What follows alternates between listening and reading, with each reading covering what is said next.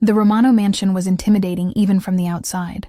3 stories of pristine white stone in the heart of Manhattan's Upper East Side, with security that would make the White House jealous. I'd almost turned around twice before actually ringing the bell.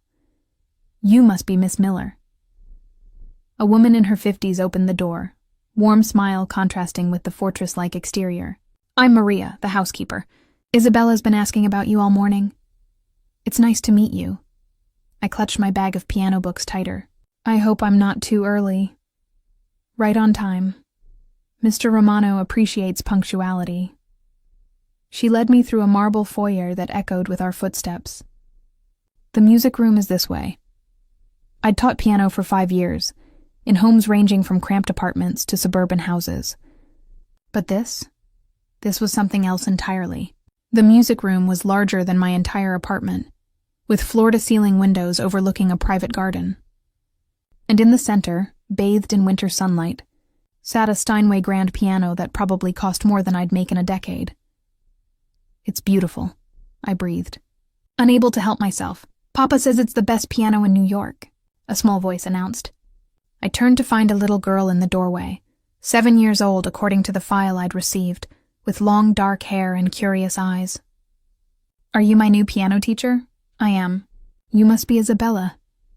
"Bella. Only my papa calls me Isabella when I'm in trouble." She skipped over, completely at ease. "Can you play something? I want to hear if you're good." "Bella.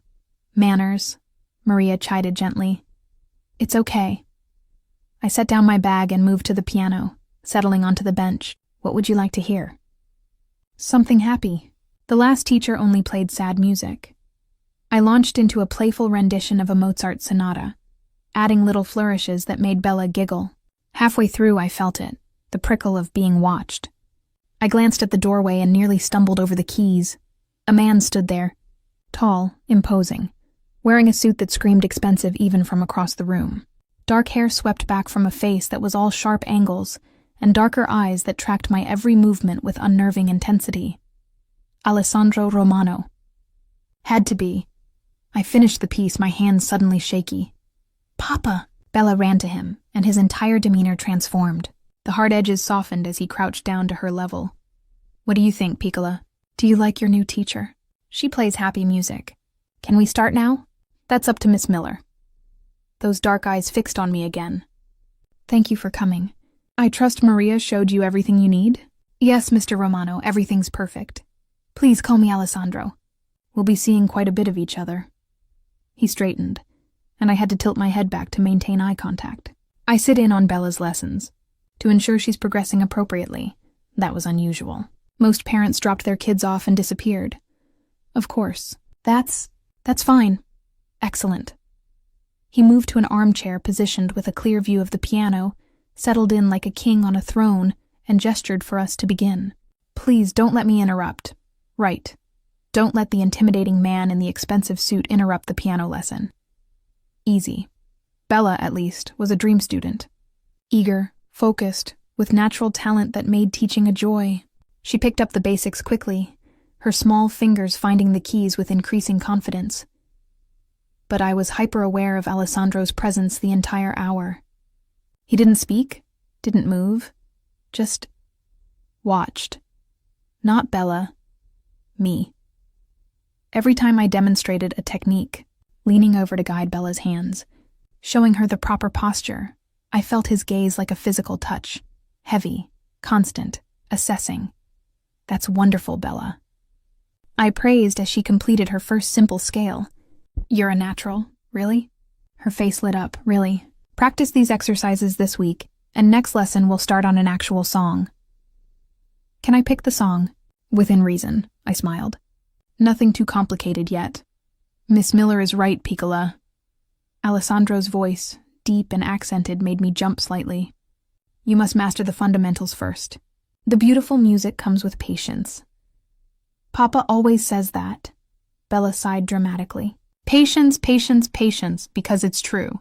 In music, in life, in everything worth having." His eyes were still on me. "Wouldn't you agree, Miss Miller?" Yes, absolutely. Patience is essential." "Good. Then we understand each other." There. was something in his tone that made me think he wasn't just talking about piano lessons. After Bella ran off to find Maria, Alessandro walked me to the door himself. "She likes you," he observed. "Bella is particular about people. The last 3 teachers didn't last a month. She's a wonderful student. Talented and enthusiastic, that's every teacher's dream. And yet you seem nervous." He tilted his head slightly. "Do I make you uncomfortable, Miss Miller?" "Yes, absolutely yes.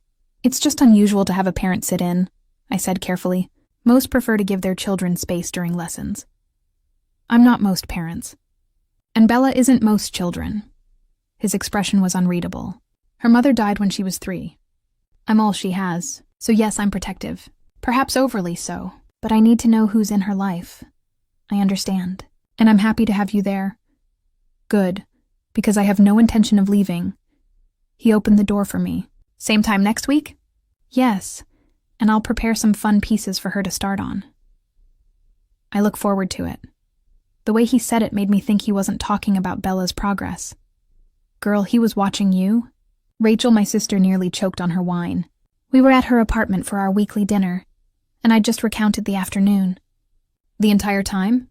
"The entire time. Not really watching Bella, just watching me. That's either really creepy or really hot.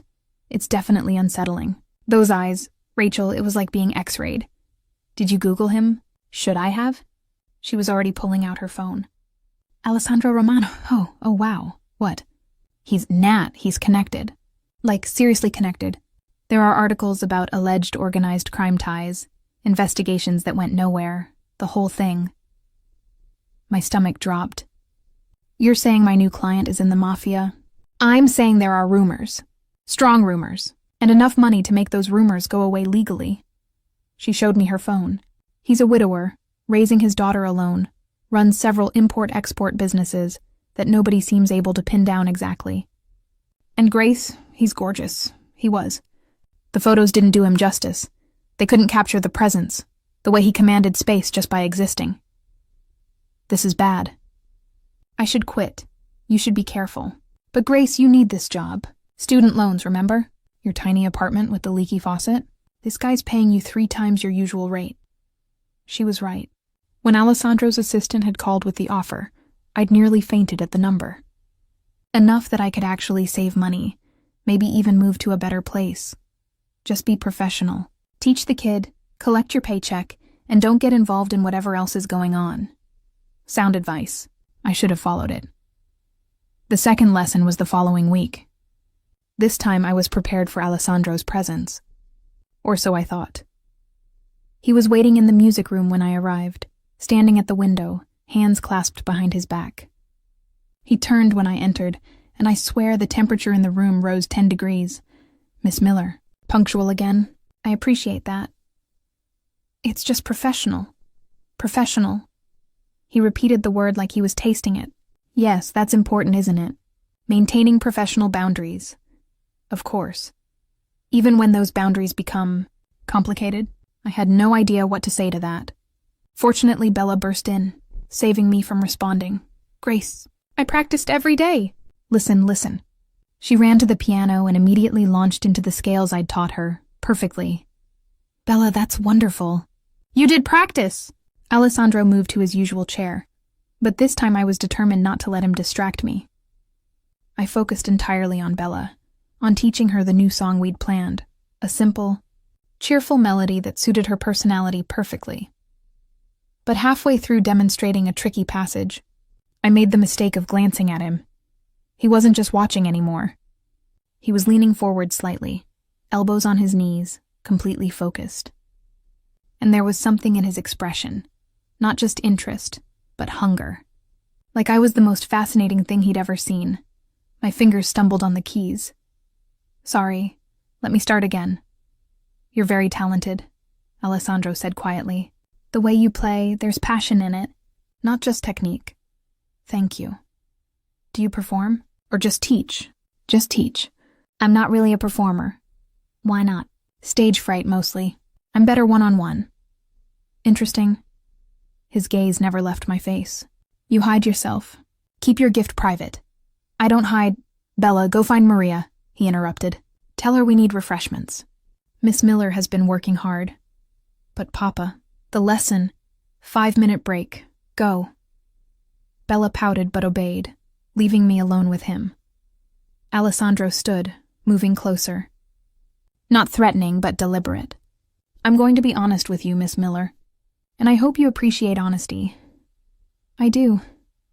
I hired you for Bella. She needs structure, discipline, something beautiful in her life. The piano gives her that. You give her that. He stopped a few feet away. But I didn't expect you. I don't understand. I didn't expect to spend an entire week thinking about my daughter's piano teacher. About the way you smile when Bella gets something right. About your hands on those keys, creating something beautiful. He stopped himself. I'm not a man who loses focus, Miss Miller. It's dangerous in my world. And yet you've become a very pleasant distraction. My heart was hammering. Mr. Romano, Alessandro, I'm just here to teach your daughter. I know.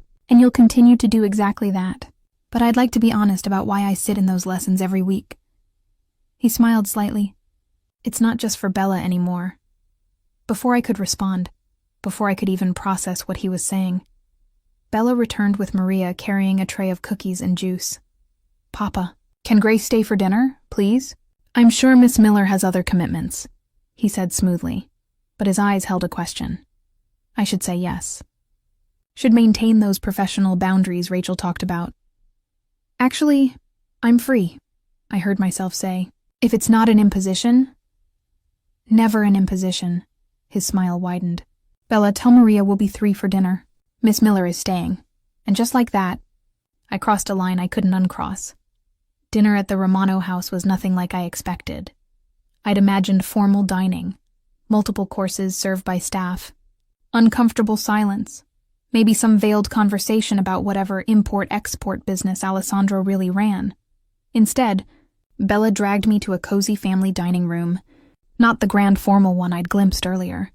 Maria had made pasta, homemade, the kitchen still smelled amazing, and Alessandro sat at the head of a normal-sized table, tie loosened, looking almost domestic. Grace sits next to me, Bella announced, patting the chair beside her. Bella, let Miss Miller choose where. It's fine.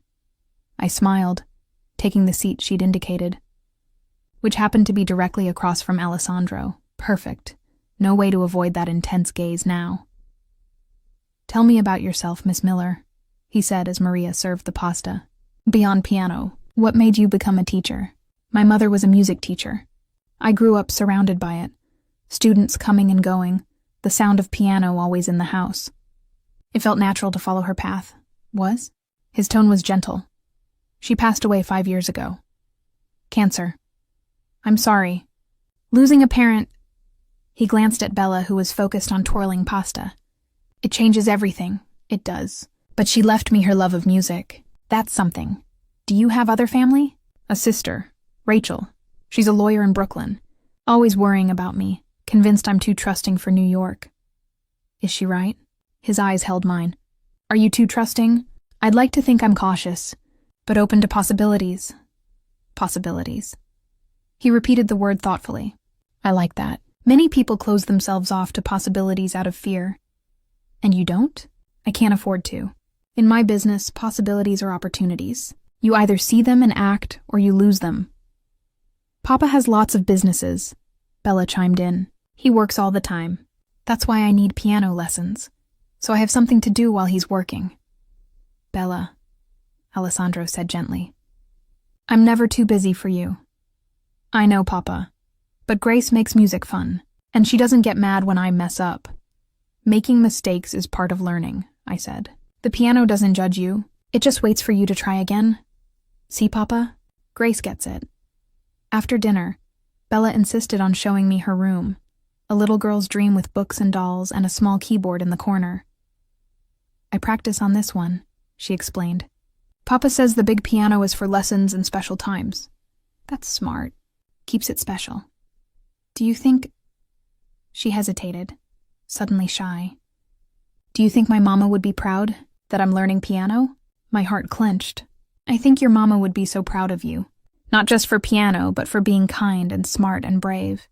Papa says she loved music. That's why he got the big piano. For her, I hadn't known that. Hadn't realized the Steinway Grand wasn't just a status symbol, but a memorial. Then every time you play, you're connecting with her. That's beautiful, Bella. She hugged me suddenly, fiercely. I'm glad you're my teacher, Grace. I'm glad too, sweetie. When I came back downstairs, Alessandro was waiting in the foyer. Bella had been called away by Maria for bath time, leaving us alone. Thank you, he said quietly, for what you said to her, about her mother. It's the truth, and Bella needed to hear it. She asks about Sophia sometimes. Her mother. I try to answer, but... He ran a hand through his hair, a gesture so human it made him suddenly more real. I don't know how to talk about losing someone you loved to a child who barely remembers her. You tell her the love was real. That's enough. The rest, the grief, the loss, that's yours to carry, not hers. He stared at me for a long moment. You're wise for 26. I've had practice. My mom died when I was 21, old enough to understand loss, but young enough that it shaped everything after. Is that why you teach? To pass on what she gave you? Maybe. Or maybe I just like seeing people discover they're capable of more than they thought. Bella didn't think she could play a scale a week ago. Now she can. That transformation, it's magic. You believe in magic, Miss Miller? Grace, and yes, I believe in small magics. The kind that happen when you practice something until it becomes part of you. When you create something beautiful from nothing but effort and time. Grace. He said my name like he was testing it. I should let you go. It's late and you have other students tomorrow. I do. Thank you for dinner. And for, I gestured vaguely, for making this feel less like a job. Is that what it feels like? A job? I'm not sure what it feels like anymore. His smile was slow and dangerous. Good. I'd hate to be predictable. He insisted on having his driver take me home. It's late and this neighborhood isn't safe for a woman alone. And I was too tired to argue. In the car, I replayed the evening, the easy conversation, the way Alessandro looked at Bella with complete devotion, the moment in the foyer where the air between us had felt charged with something I didn't want to name. This was dangerous. He was dangerous. A man with alleged organized crime ties, whose world I knew nothing about, who watched me teach piano like I was performing surgery, who made me feel seen in ways that were both thrilling and terrifying. I should quit. Find Bella another teacher. Walk away before this became something I couldn't walk away from. But even as I thought it, I knew I wouldn't. The lessons continued. Every Tuesday and Thursday, I'd arrive at the Romano mansion, teach Bella for an hour, and feel Alessandro's eyes on me the entire time. He never interrupted, never interfered, just watched, and after each lesson he'd find a reason for me to stay a little longer. Bella wants to show you her new book. Maria made extra food. I have a question about Bella's progress. The questions were never really about Bella. What's your favorite piece to play? He asked one evening as Bella was getting ready for bed. Chopin's Nocturne in E-flat major. It's melancholy but beautiful, like remembering something precious that's gone. Play it for me. What? Play it, now, just for me. His voice was low, intimate, despite the formal music room. I want to hear what you sound like when you're not teaching. When you're just playing, I should say no. Should maintain some boundary between us. But I found myself moving to the piano, settling on the bench, and letting my fingers find the keys. The piece poured out, all the longing and loss and beauty wrapped together. I closed my eyes, lost in it, forgetting Alessandro was there until the final notes faded. When I opened my eyes, he was standing right beside the piano.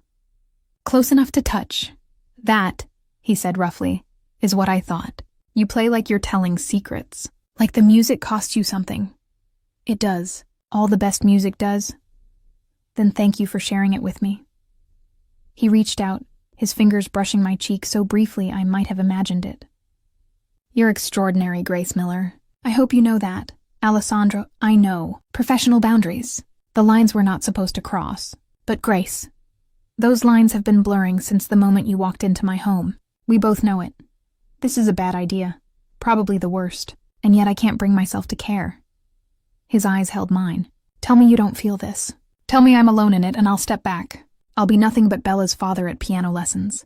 But if you feel even a fraction of what I feel, I can't, I whispered. Alessandro, I can't do this. You're my employer, Bella's father, and your world is dangerous, I know. Trust me, I know better than anyone. His hand dropped. I shouldn't have said anything. I can't forget. That's the problem. I stood, needing distance but not wanting to leave. Every lesson I tell myself I'm here for Bella, that you're just another parent sitting in, but it's not true. I'm hyper-aware of you every second, of how you watch me, of how you look at your daughter with so much love it hurts, of how you speak and move, and I stopped. This is insane. We barely know each other. I know you're kind, that you see people really see them, that you find magic in small things and beauty in effort, that you make my daughter laugh and play music like you're offering pieces of your soul. He moved closer. I know that in 6 weeks you've become the highlight of my week, not because of Bella's progress, though I'm grateful for that, but because you walk into my home and suddenly it feels less like a fortress and more like somewhere I want to be. Alessandro, I'm not asking you to decide anything tonight. I'm just asking you to consider the possibility that this, he gestured between us, might be something worth exploring carefully, slowly, in whatever way feels right to you. And if it doesn't work out, what happens to Bella? Bella gets a piano teacher who cares about her. That doesn't change. You and I, we're adults. We can navigate complications without hurting her. His voice softened. Unless you truly want me to stop, to never mention this again, then I will. I promise I should want that. Should want simple, uncomplicated professional boundaries. I don't want you to stop, I admitted. That's what terrifies me. His smile was devastating. Then we'll take it slow. One step at a time. And Grace, thank you for being honest. What happens now? Now you go home. Think about everything. And next lesson we see where we are. He walked me to the door. But I'd like to take you to dinner. Not here, somewhere public, just us. No Bella, no piano, no lessons. Just 2 people getting to know each other. Would you consider that A date? if you want to call it that? Though I prefer to think of it as possibilities. Despite everything, I smiled. You're using my own words against me. I'm a quick study. So, Saturday night, I'll pick you up at 7. I'll think about it. That's all I ask. But we both knew I'd already decided. Saturday arrived too quickly and not quickly enough. I changed clothes 4 times, finally settling on a simple dress, elegant, but not trying too hard. Rachel called twice to make sure I was still alive and hadn't been disappeared by the mob. He's taking me to dinner, not initiating me into the family business. Grace, you don't know that. What if this is some kind of test? Then I'll fail it honestly. Rachel, I have to go. He'll be here any minute. Text me every hour. If I don't hear from you by midnight, I'm calling the police. You're being dramatic. Someone has to be, since you're being reckless. Maybe I was. But when Alessandro arrived, in a suit that probably cost more than my monthly rent, looking at me like I was the most beautiful thing he'd ever seen, I couldn't bring myself to care about reckless. You look beautiful, he said simply. Thank you. Where are we going? A small place in Brooklyn. No one will recognize me there. Tonight, I'm not Alessandro Romano, head of various businesses. I'm just Sandro taking a beautiful woman to dinner. Sandro? My family calls me that. Or used to before... He stopped. It's what Sophia called me. I haven't used it in years. I could call you Alessandro. No, I want you to call me Sandro. I want to be that person with you, the one before all the complications. The restaurant was perfect. Small, intimate, the kind of place where you could actually have a conversation. And we did, for hours. He told me about growing up in Brooklyn, about his parents who'd immigrated from Sicily with nothing, about meeting Sophia in college, falling in love, building a life, about her death. Sudden, a car accident when Bella was 3, and the grief that had nearly destroyed him. I threw myself into work, he admitted. Building the businesses, making more money than I'd ever need. Bella had nannies, tutors, everything except the one thing she needed. Her father, actually present. The piano lessons were Maria's idea. She said Bella needed structure, something creative. I agreed because it seemed reasonable. I didn't expect, what? You. I didn't expect to hire someone who'd remind me that there's more to life than work and grief. Who'd make me want to be better? For Bella, yes, but also for myself. I'm not that special, Sandro. You are to me. We talked until the restaurant closed, about everything and nothing, about music and family and dreams and fears. He walked me to his car, hand in mine, and the touch felt significant. A choice we were both making. Thank you for tonight, I said, for trusting me with your story. Thank you for listening, for not judging. He cupped my face gently. Can I kiss you, Grace, just once? I need to know if this is real or just my imagination. I should say no, should maintain some distance, but I tilted my face up, and he kissed me softly, carefully, like I was something precious. And it was real, so real it scared me. When we broke apart, he rested his forehead against mine. Okay, this is definitely not my imagination. Definitely not. Does this terrify you as much as it terrifies me? More, probably. You at least know what you're getting into. I'm just the piano teacher in over her head. You're not in over your head. You're exactly where you're meant to be. He kissed me again. Less careful this time. Let me take you home. And Grace, next lesson won't just be for Bella anymore. You understand that? I understand, and I did. I'd crossed the line completely now. Alessandro Romano, Sandro, wasn't just Bella's father anymore. He was something else. Something dangerous and wonderful and entirely mine. At least for now. The next lesson was torture. Beautiful, exquisite torture. Sandro, sat in his usual chair, but everything had changed. The way he looked at me now wasn't just interested. It was knowing. Intimate. Like we shared a secret that hummed in the air between us.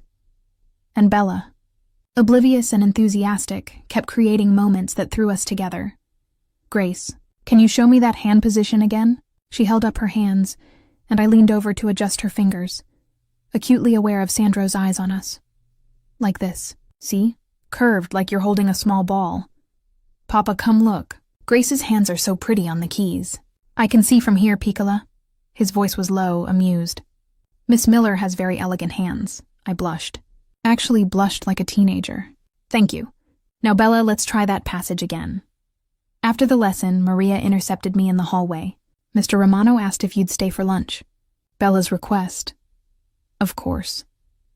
But Maria's expression said she knew it wasn't really Bella's request. He's happier. Since you came. Lighter. Maria, I've worked for this family 6 years. Watched him close himself off after Miss Sophia died. Become nothing but work and Bella. No life, no joy. She squeezed my hand. You brought joy back. Don't apologize for that. It's complicated. The best things are, just be careful with him. And with her. Bella's attached to you already.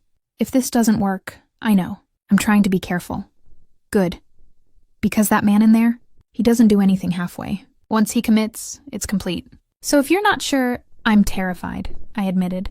But I'm sure, Maria smiled. Then go have lunch with your family.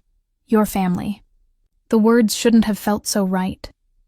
Lunch was in the sunroom, bright and warm despite the December cold outside. Bella chattered about her upcoming school winter concert, and Sandro mostly watched me, occasionally joining the conversation, but clearly content just to listen. Grace, will you come to my concert? Bella asked suddenly. It's next Friday. I'm playing Jingle Bells on the recorder, but I wish I could play piano. Next year, Sandro said. When you're ready for performance pieces. This year, recorder is perfect, but I want Grace there. I'm sure Miss Miller has plans. I'd love to come, I interrupted. If that's okay with your father. Sandro's eyes held mine. It's more than okay. We'd both like you there. Yes. Bella bounced in her seat. And Papa, can Grace sit with us? Not in the parent section, but with us? Like family? The word hung in the air. Like family. If Grace is comfortable with that. Sandro said carefully. I'm comfortable. Bella beamed. This is the best day ever. After she ran off to get ready for an art class, Sandro walked me to the music room. You don't have to come to the concert. Bella put you on the spot. I want to come. Unless you don't want me there, Grace, I want you everywhere. At concerts, at dinner, in my home, in my life. He pulled me close, right there in the doorway where anyone could see. but I need to know this is real for you. That you're not just being kind to Bella or feeling obligated because of the job. The job stopped being just a job weeks ago. You know that. Say it clearly, so there's no confusion. I have feelings for you, Alessandro Romano. Real feelings. Terrifying feelings. The kind that make me rethink every careful decision I've ever made. His smile was devastating. Good. Because I'm falling in love with you, Grace Miller. Have been since you played that first Mozart piece and made my daughter laugh, and I don't do anything halfway. Maria warned me about that. Maria's wise. So I'm warning you too. Once I commit to something, I'm all in. Complete. If you want slow and cautious, you should leave now. And if I want all in, then stay. Let me take you and Bella ice skating this Saturday. Let me kiss you goodnight after lessons. Let me introduce you to my family as someone important. He stopped. Let me love you. Properly. The way you deserve. We've known each other 6 weeks. I fell for Sophia in 3 days. When you know, you know. That's insane. Probably. But Grace, I've spent 4 years barely living. Just surviving, going through motions. You made me want to actually live again. That's not something I'm walking away from just because the timeline seems fast.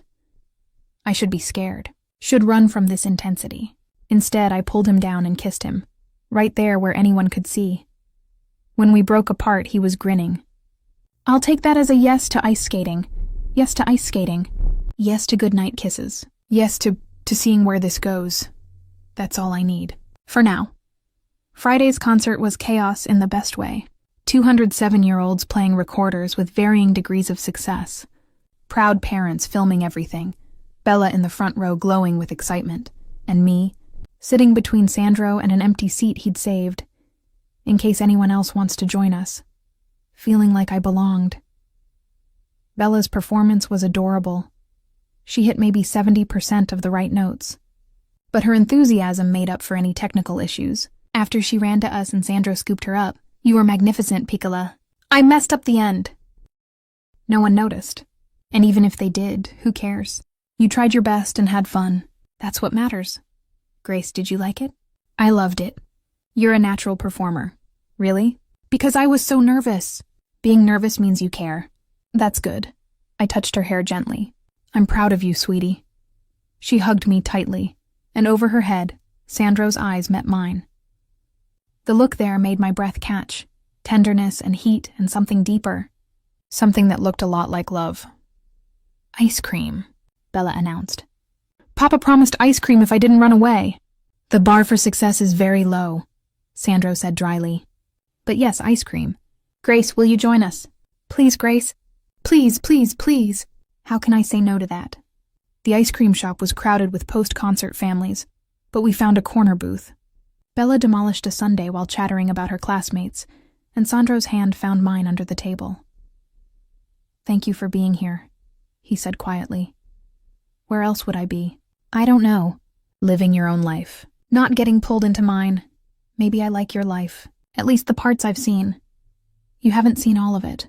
The business side, Grace. I meant what I said about my world being dangerous. There are aspects of what I do that I can't share. That I won't share. To keep you safe. I know. And I'm not asking you to. Whatever you do to provide for Bella, to build your businesses, that's yours. I'm just asking for this. The ice cream and concerts and piano lessons. The real parts. You have all the real parts. I promise. A man approached our table. Expensive suit, cold eyes, the kind of presence that made other patrons unconsciously move away. Romano. Didn't expect to see you at a school concert. Sandro's entire demeanor changed. Still relaxed, but with an edge underneath. Vincent. Enjoying the evening? Just picking up my nephew. Vincent's eyes flicked to me, assessing. And who's this? Grace Miller. Bella's piano teacher. Grace, this is Vincent Caruso, an associate. The word associate carried weight I didn't understand.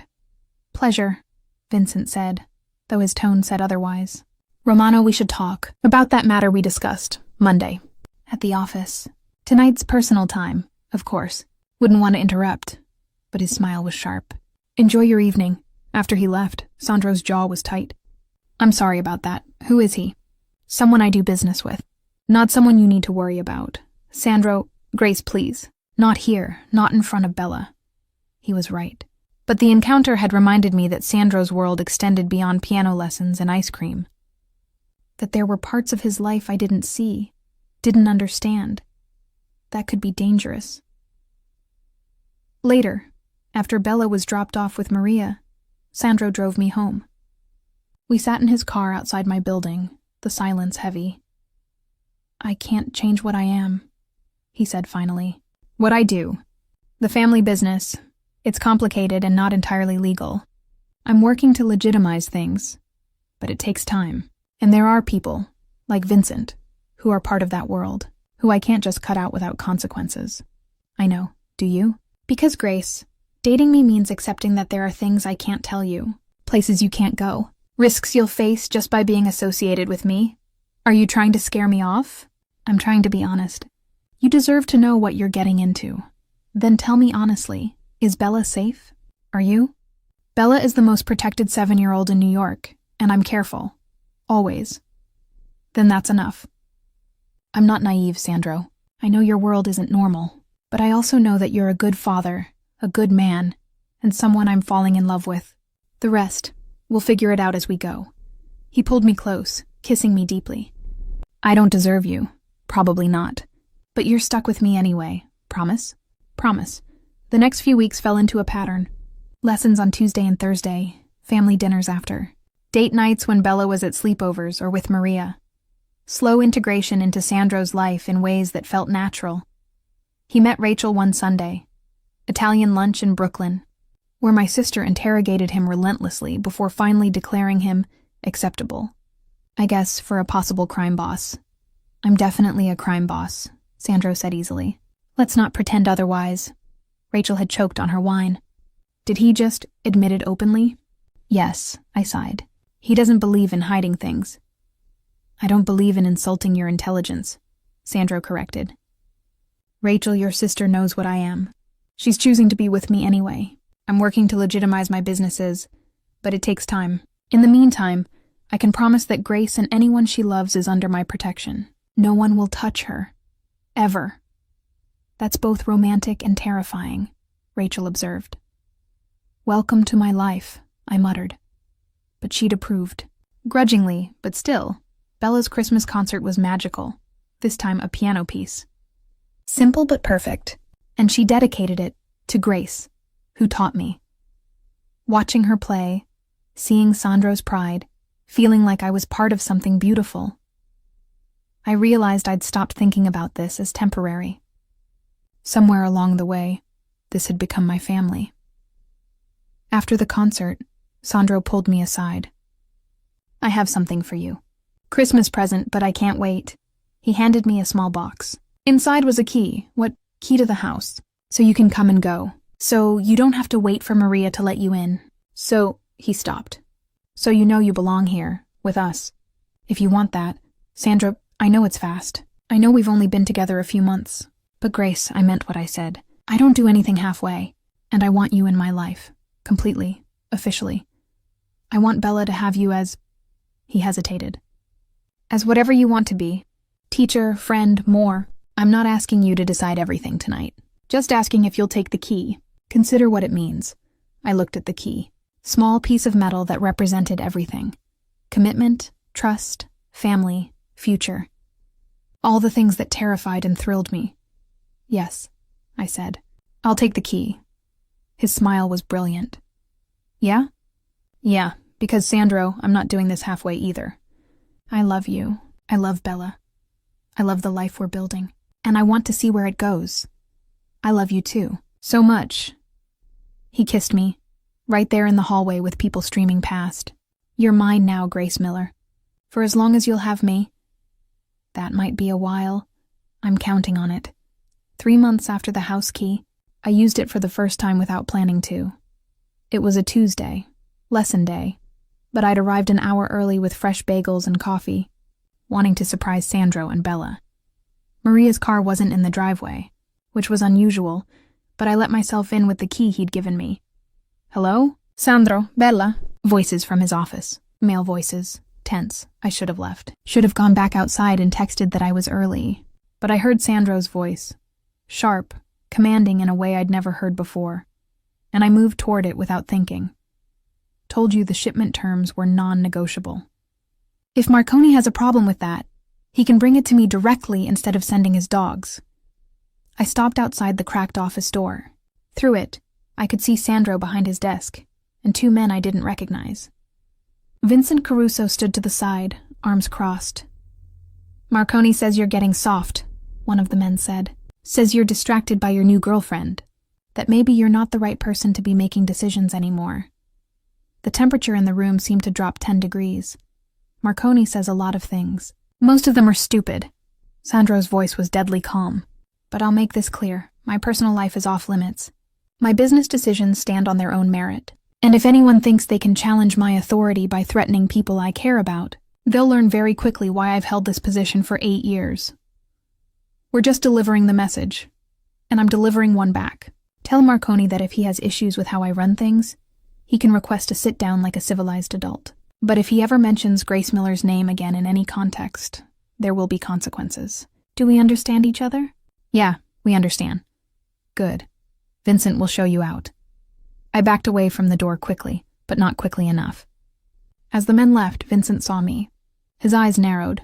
Then he looked back at Sandro's office, and something like amusement crossed his face. "Miss Miller. Early today? I brought bagels. Wanted to surprise everyone. I'm sure you'll want to wait in the music room." It wasn't a suggestion. I went, my heart pounding. Sandro had just threatened someone over me, over my name being mentioned. The reality of his world, the violence underneath the expensive suits, had just become very real. 10 minutes later, he found me sitting at the piano, not playing, just staring at the keys. "You heard?" It wasn't a question. I didn't mean to. I came early, and, "Grace, look at me." He crouched down beside the bench. "Are you afraid?" "Should I be?" "Of me? Never. But of what I am, what I do, yes. Maybe you should be." "That man. Marconi. He threatened me because of you?" He implied I was distracted. "That you were a weakness." His jaw tightened. He was wrong. "You're not a weakness. You're the reason I'm sharper, more focused. But Grace, this is what I tried to warn you about. People will see our relationship as something they can exploit, as leverage. What did you mean by consequences? Nothing you need to worry about." "Sandro, Grace, please. Let me handle my world, and you focus on Bella's piano lessons and our life together. That's the deal." "The deal? When did we make a deal?" "When you took the key? When you said you loved me knowing what I was? The deal is, I handle the dangerous parts, and you get the good parts. That's how this works." I stood, needing space. "That's not fair to you. You shouldn't have to carry all of that alone." "I'm not alone. I have Vincent, Marco, people who understand that world. But you—" He moved closer. "You're the light, Grace. The part of my life that's clean and good and beautiful. I won't let my darkness touch that. I'm not as fragile as you think. I know you're strong. But strength doesn't make you bulletproof. And I've seen what this world does to people who aren't prepared for it." He cupped my face. "I lost Sophia. I won't lose you too. So yes, I'll keep you separate from the business. I'll protect you whether you want me to or not. Because losing you would destroy me." "Sandro," the front door burst open. "Papa, Grace!" "Are you here?" Bella's voice, followed by Maria apologizing for being late. "Traffic on the bridge." "We're here, Piccola." Sandro called, his entire demeanor shifting back to the father I knew. But his eyes held mine. This conversation isn't over. The lesson was tense. Bella didn't notice, but I felt the weight of what I'd overheard. Sandro sat in his usual chair, but his attention was split, watching me, watching the door, clearly still processing the earlier meeting. After Bella finished, Maria took her to start homework, and Sandro pulled me back into his office. "I need to ask you something. And I need complete honesty, okay? Are you afraid of me, after what you heard?" I thought about it. Really thought about it. "No, I'm afraid for you. But not of you. Why afraid for me? Because you're juggling two worlds, the legitimate businessman and father, and whatever else you do. And Sandro, those worlds don't usually coexist peacefully. Something's going to give eventually, I know. Which is why I'm accelerating the timeline." "What timeline?" He pulled out a folder. "These are contracts. To sell off the non-legitimate parts of my business to other families. Vincent's been negotiating for months. In 6 months, maybe a year, I'll be completely clean. Just the legitimate businesses. Real estate, restaurants, import-export that's actually legal. All of it. Why? Because I want a future with you. A real one. Where you don't have to worry about men like Marconi using you as leverage. Where Bella can grow up proud of what her father does instead of confused by it. Where I can sleep at night without wondering if someone's going to try to kill me to take my position. Sandro, you don't have to do this for me. I'm doing it for us. For Bella. For the life I want instead of the one I inherited. He took my hands. But Grace, until those deals are done, things might get dangerous. There are people who don't want me to go legitimate, who benefit from the way things are. I need you to trust that I can handle it. I do trust you. And I need you to promise that if I ever tell you to stay away, to not come to the house, to not contact me, you'll listen. No questions, no arguments. Can you promise that? Fear crawled up my spine. Why would you need me to do that? Insurance. In case things go bad. I need to know you're safe. What about Bella? She's always protected. Always. But you're the variable I can't control. The one thing they could use against me. So promise me, I promise. But Sandro, don't shut me out. Whatever happens, don't shut me out. I won't. Not unless I have to. He pulled me into his arms. I love you. More than I've ever loved anyone except Bella. You need to know that. I love you too. Which is why I need you to be careful. To not take unnecessary risks. Always careful. I have too much to live for now. He kissed me, and I tried to ignore the voice in my head saying this was the beginning of something, not the end. The next 2 months were tense. Sandro was distracted, taking calls at odd hours, having more meetings in his office with men in expensive suits and cold eyes. But he tried to keep it separate from our time together. We had dinner most nights. Me, Sandro, and Bella, like a real family. We went to the park on weekends. I taught Bella increasingly complex pieces, and she thrived under the attention. And Sandro and I grew closer. Stealing kisses in hallways, late-night phone calls when he couldn't sleep, mornings where I'd arrive early and find him already awake, drinking espresso and looking haunted. Talk to me, I said one morning, finding him on the terrace despite the February cold. It's almost done. The deals. Vincent finalized the last one yesterday. In 2 weeks, I'm out. Completely legitimate. That's good news. Why do you look worried? Because the handover period is dangerous. People get nervous about transitions. Wonder if they're getting the short end. And Marconi, he's been making noise. Says I'm betraying the family traditions. That going legitimate is weakness. What does that mean? It means I need to be extra careful. And so do you. He turned to face me. Grace, I want you to take Bella away for a week. Spring break is coming up. Take her to Disney or somewhere safe. Somewhere far from here while the final deals close. You want me to take your daughter across the country while you handle dangerous business deals? I want both of you safe. Maria will go too. Full security detail. But I need to know you're out of reach. What about you? I'll be fine. This is what I do. Sandro, please, Grace, I'm asking. Take Bella somewhere fun. Somewhere she'll be distracted. And let me finish this so we can have the life we want. I wanted to argue. Wanted to stay and face whatever was coming together. But looking at his face, the worry, the determination, the love, I couldn't. Okay, we'll go. But you have to promise you'll be careful. That you'll come back to us. I promise. Always. He kissed me deeply. And when you get back, I want to talk. About the future. About making this permanent. Permanent? Grace, I want you to be Bella's stepmother. Officially. I want to marry you. But I need to get through this first. Need to make sure you're walking into a clean life, not a dangerous one. My heart stopped. You want to marry me? Did you think this was casual? That I gave you a house key and integrated you into every part of my life for fun? He smiled. I've been in love with you for months, Grace. The ring's already bought. I'm just waiting for the right moment. When everything's settled and safe, you bought a ring? 3 months ago. It's in my safe, waiting. He touched my face gently. So go to Disney with my daughter. Keep her safe and happy. And when you come back, if you'll have me, I'll ask you properly. With the ring and everything, I'll say yes, just so you know. I'm counting on it. Disney was magical and terrifying in equal measure. Bella was in heaven. Princesses, rides, ice cream for breakfast. Maria was patient and watchful. And the security team Sandro had sent was invisible but constant. but I couldn't stop worrying. Checking my phone obsessively, texting Sandro every night and waiting for his responses to confirm he was okay. Everything's fine. Deal closes tomorrow. Miss you both. Can't wait to have you home. Miss you too. Bella asks about you constantly. She wants to buy you a Mickey Mouse hat. Tell her I'd be honored. And Grace, one more day. Then it's over.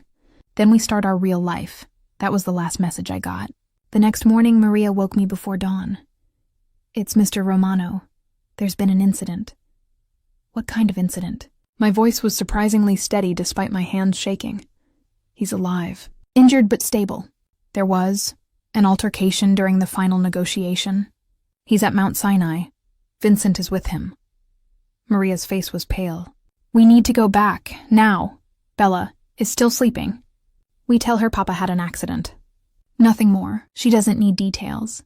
The flight back was the longest 5 hours of my life. Bella sensed something was wrong despite our attempts to act normal. Maria distracted her with games and snacks while I stared out the window, Sandro's last text playing on repeat in my mind. One more day. Then it's over. It wasn't over. It might never be over. At the hospital, Vincent met us in the private waiting area, his usual cold expression cracked with something that looked like worry. How is he? Stable. Gunshot wound to the shoulder, some bruising, possible concussion. Could have been worse. Much worse.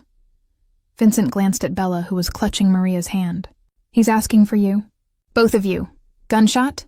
My voice broke. Marconi made his move during the signing. Tried to... He stopped, aware of Bella. The situation is handled. Permanently. But Mr. Romano needs to see you. Maria took Bella to get hot chocolate, while I followed Vincent through secured corridors to a private room with guards at the door. Inside, Sandro lay in the hospital bed, shoulder heavily bandaged, face bruised, but alive. So alive, Grace. His voice was rough. You came back early. Of course I came back. Vincent said, Sandro, what happened? Marconi decided if he couldn't stop me from going legitimate, he'd stop me permanently. Brought a gun to the signing. Got one shot off before Vincent. He stopped. It's over. Really over. Marconi's dead. The deals are finalized. I'm out. I moved to his side, carefully taking his uninjured hand. You almost died. But I didn't. And Grace, I need to tell you. Papa. Bella's voice from the doorway. She'd escaped Maria and was staring at Sandro with wide, terrified eyes. Papa, you're hurt. Come here, Piccola. Sandro's voice gentled immediately. I'm okay. Just a little accident. Nothing to worry about. Bella climbed onto the bed carefully, and he wrapped his good arm around her. You're sure you're okay? I promise. A few weeks and I'll be perfect. Ready to hear you play that new Chopin piece you've been practicing. I practiced every day in Disney. Grace helped me.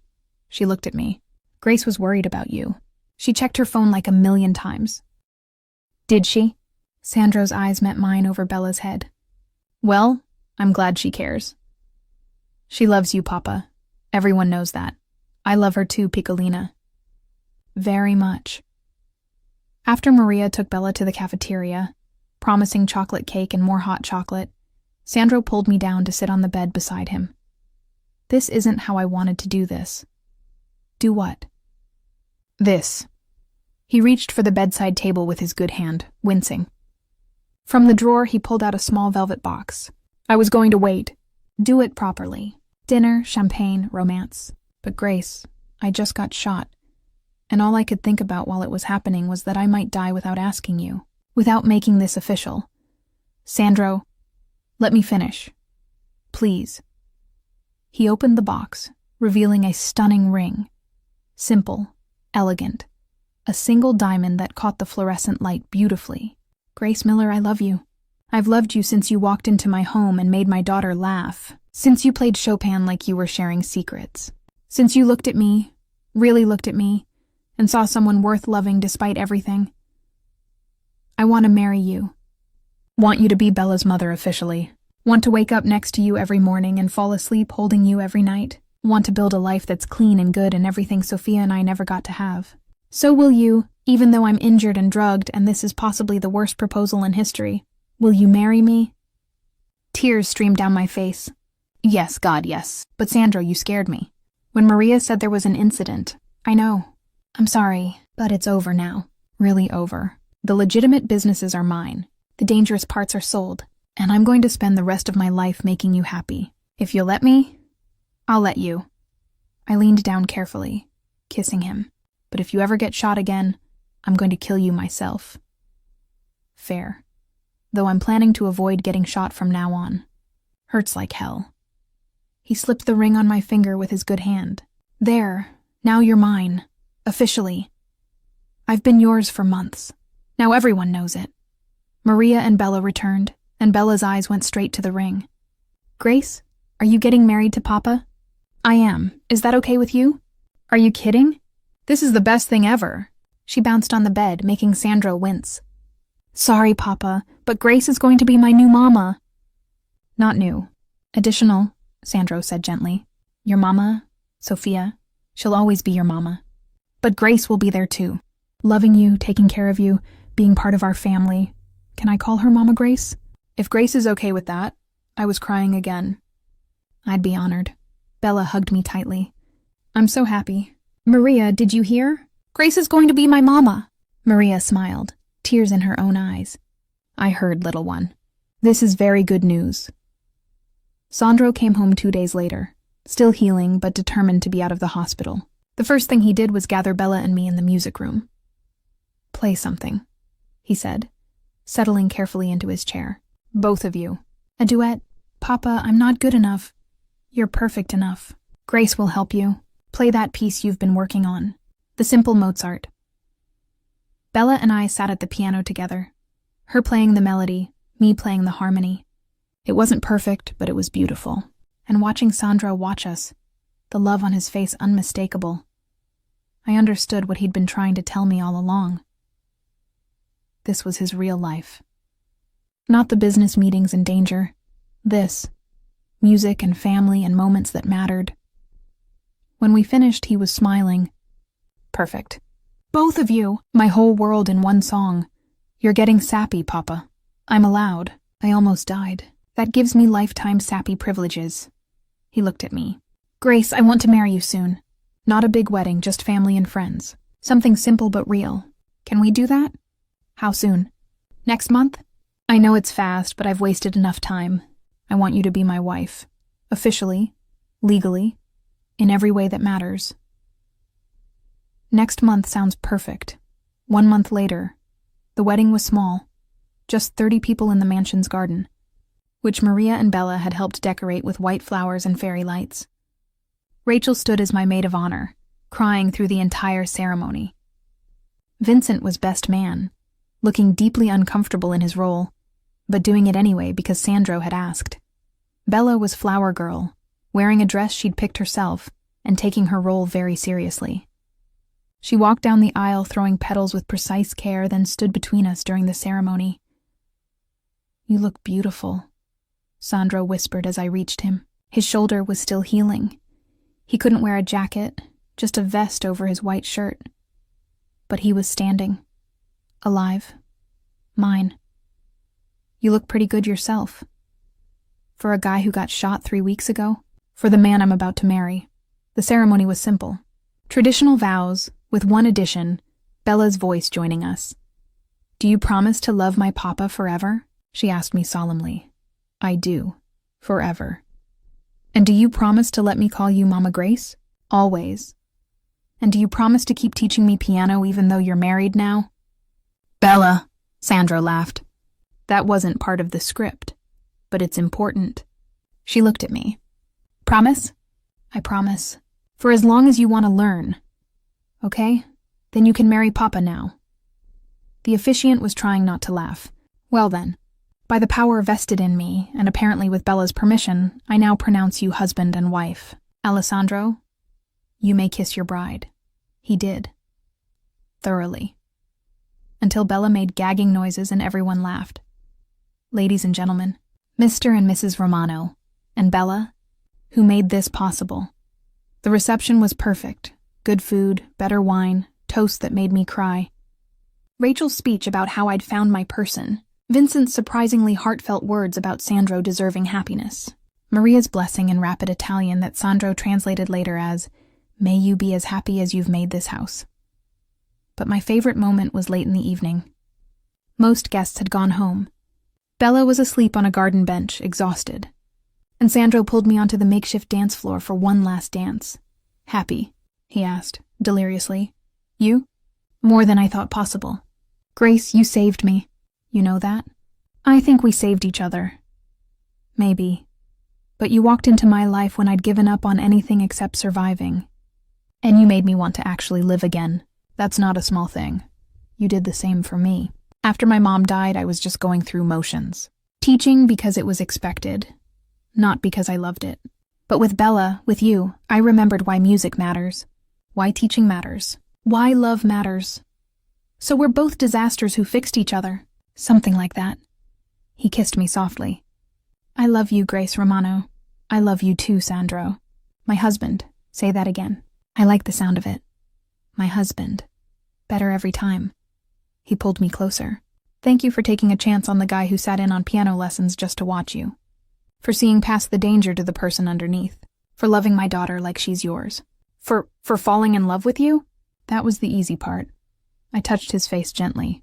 Everything else, the danger, the complications, the uncertainty, that was hard. But you? Loving you was inevitable. Inevitable. I like that better than crazy or reckless. It was those things too, but mostly inevitable. Bella stirred on the bench, and Sandro scooped her up easily despite his healing shoulder. Come on, let's get our daughter to bed. Our daughter. The words sounded perfect. 2 years later, Mama Grace. Listen to this. Bella, now 9 and considerably more skilled, played through a complex Beethoven piece with only minor stumbles. That's beautiful, sweetheart. You've been practicing. Every day. Papa says if I keep improving, maybe I can audition for the youth conservatory next year. I looked at Sandro, who was in his usual chair, still watching every lesson, still looking at me like I was magic. You'd support that? The conservatory. If it's what she wants, I want her to have every opportunity, including the ones I never had. After the lesson, Bella ran off to show Maria her progress, and Sandro pulled me into his lap. Have I mentioned today that I love you? Not in the last hour. I was starting to worry. Can't have that. He kissed me thoroughly. I love you, Grace Romano. Today, tomorrow, always. I love you too. Even though you're still annoyingly distracting during lessons. I'm not watching the lessons. I'm watching you. There's a difference. Still distracting.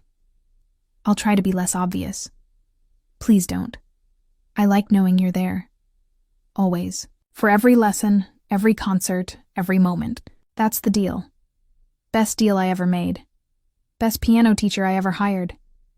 You hired me to teach Bella. I hired you because you made my daughter laugh and my house feel like a home. The piano teaching was just a bonus. He touched my face gently. Thank you for saying yes. To all of it. The lessons, the dates, the proposal, the life.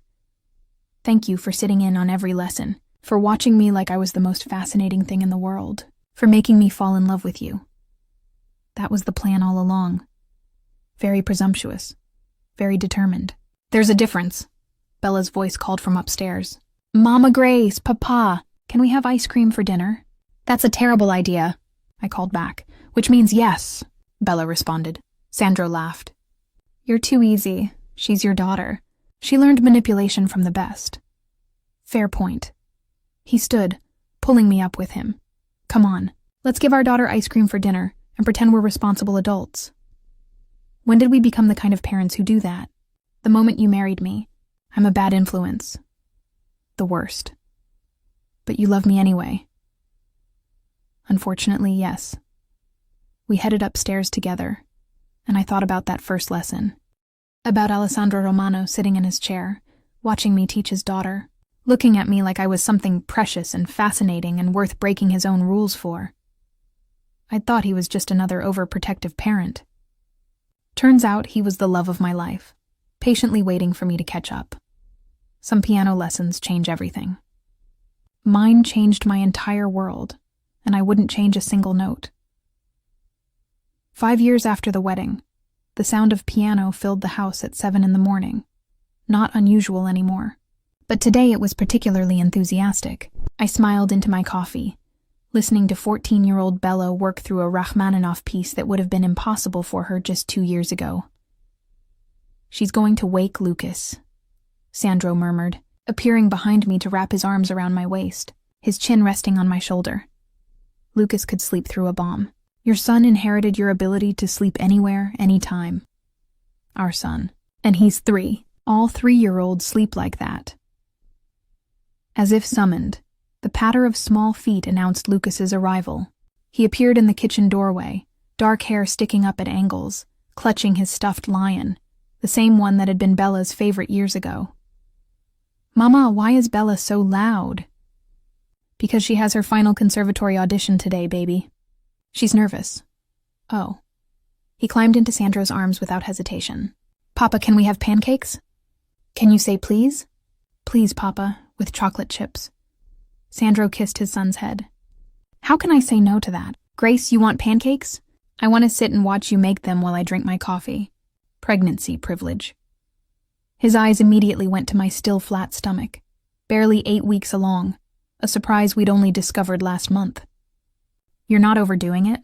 The doctor said I'm perfectly healthy and can continue all normal activities, including drinking coffee and watching my husband make pancakes. I smiled at his protective expression.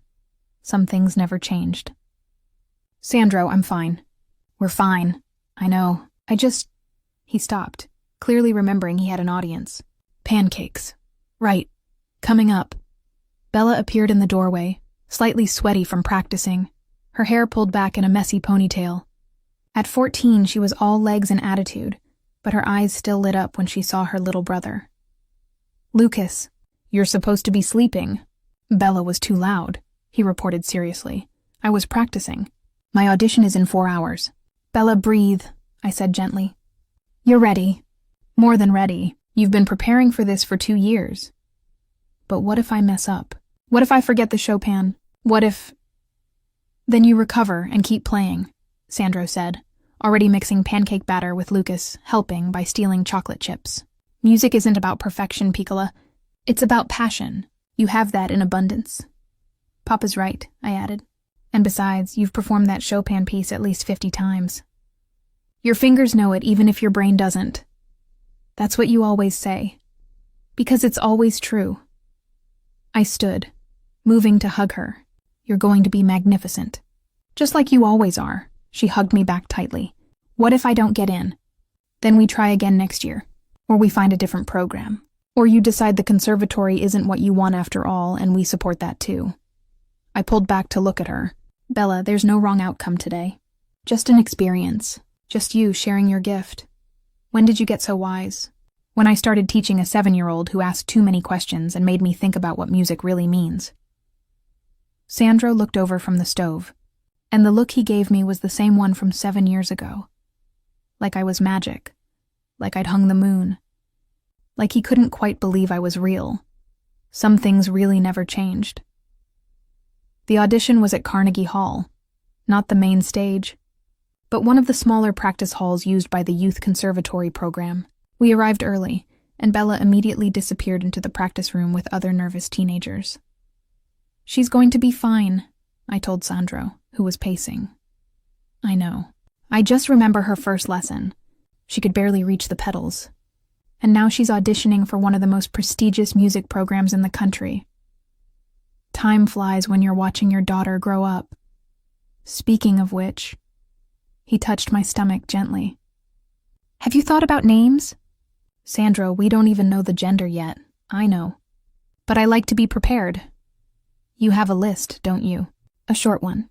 Just 10 or 12 options." "Of course you do." I leaned against him. "Let's get through today first. Then we'll talk about baby names." Lucas, who'd been coloring quietly in the waiting area, suddenly looked up. "Mama, when the baby comes, will you still teach me piano?" "Of course, sweetheart.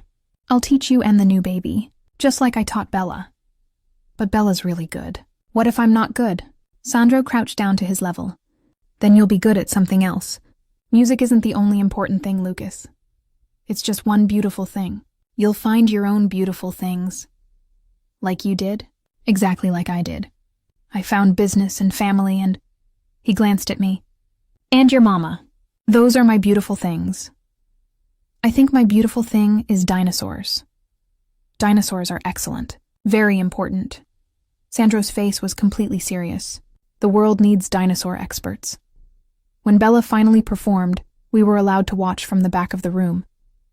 She walked to the piano with confidence that hadn't existed 7 years ago, sat down, took a breath, and began.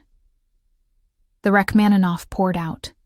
Technically perfect, but more than that, emotionally resonant. She played like she'd learned from me, with passion, with pieces of her soul in every note. And when she transitioned into the Chopin, the room seemed to hold its breath. Sandro's hand found mine, squeezing tightly. I could see tears in his eyes, and I understood. This was his baby. The little girl who'd lost her mother so young, who'd been so serious and careful until music opened her up. And now she was here, sharing her gift with the world. When she finished, the silence lasted a heartbeat before the panel began writing notes. Bella stood, bowed slightly, and walked out with her head high. In the hallway, she saw us and burst into tears. Hey! Sandro pulled her into his arms. What's wrong? I messed up the middle section of the Rachmaninoff. Did you hear it? You recovered beautifully, I interrupted. Bella, I've been teaching piano for 12 years. That was one of the most moving performances I've ever witnessed. Messed up section or not? Really? Really. And Lucas thought you sounded like a princess, which I think is the highest compliment he knows how to give. That got a watery laugh. Thanks, Lucas. You're welcome. Can we get ice cream now? Yes, Sandro decided. We're definitely getting ice cream. All of us. To celebrate Bella being brave enough to audition and Lucas being patient enough to sit through it.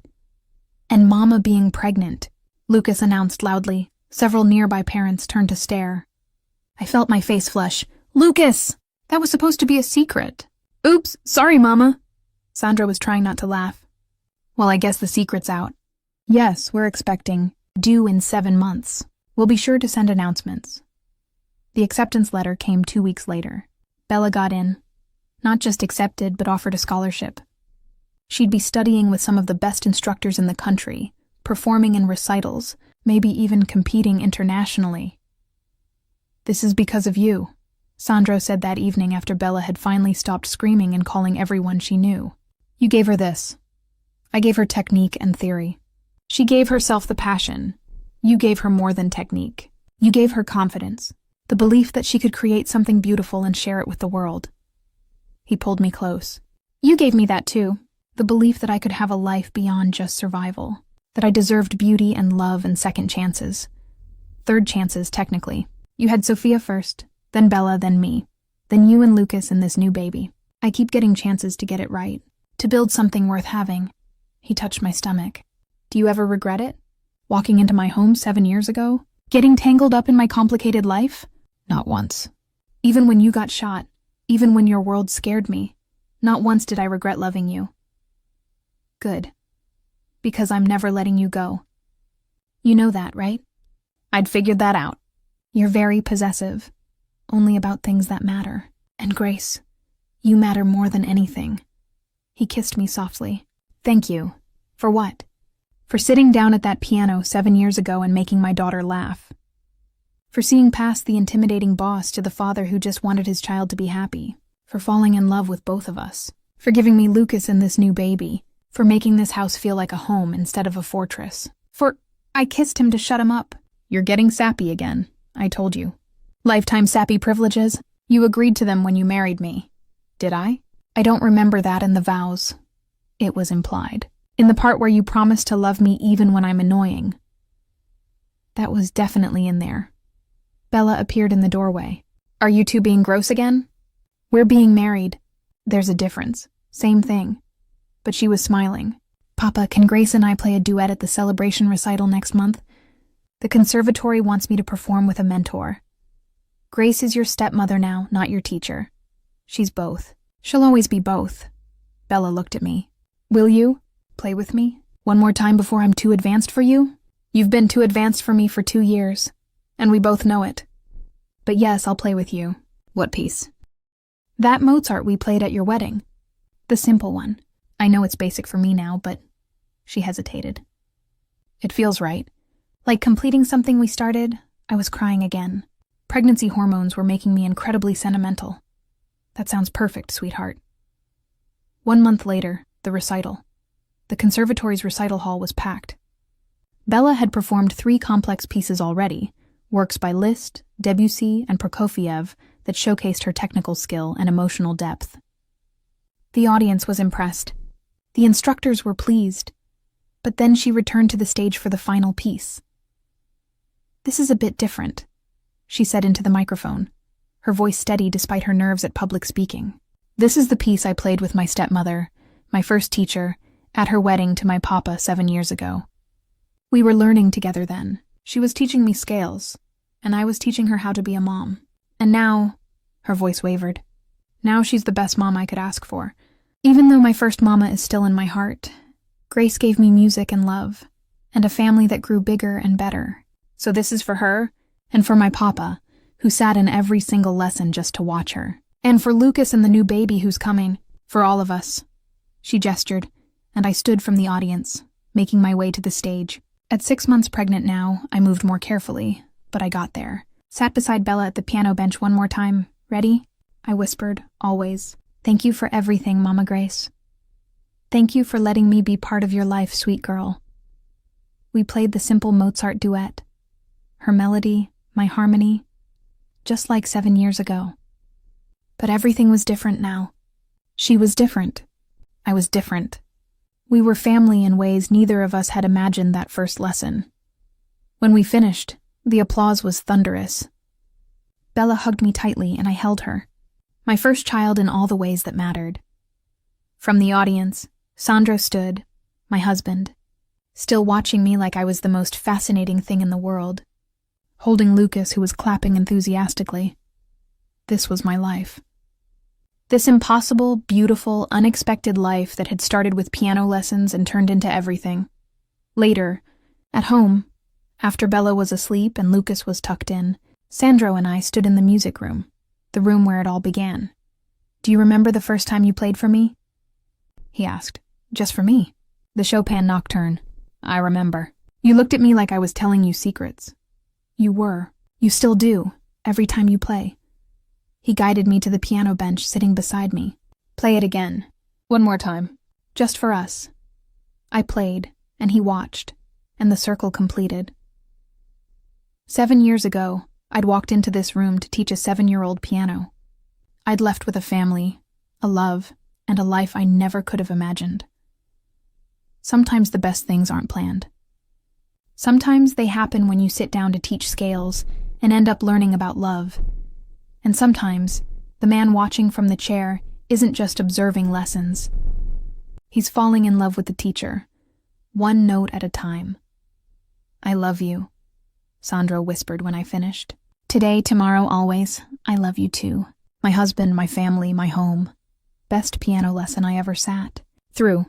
Best student's father I ever met. Student's father who fell completely in love with you." The feeling was mutual, good, because I'm never missing a lesson. Even when Bella's at the conservatory, even when Lucas starts learning, even when the new baby needs teaching, I'll be right here, watching you, loving you, forever, promise. Promise, and he kept it. For every lesson, every concert, every moment that mattered. Alessandro Romano, the man who'd sat in on piano lessons just to watch me, became the man who sat through a lifetime just to be with me. And I wouldn't have changed a single note.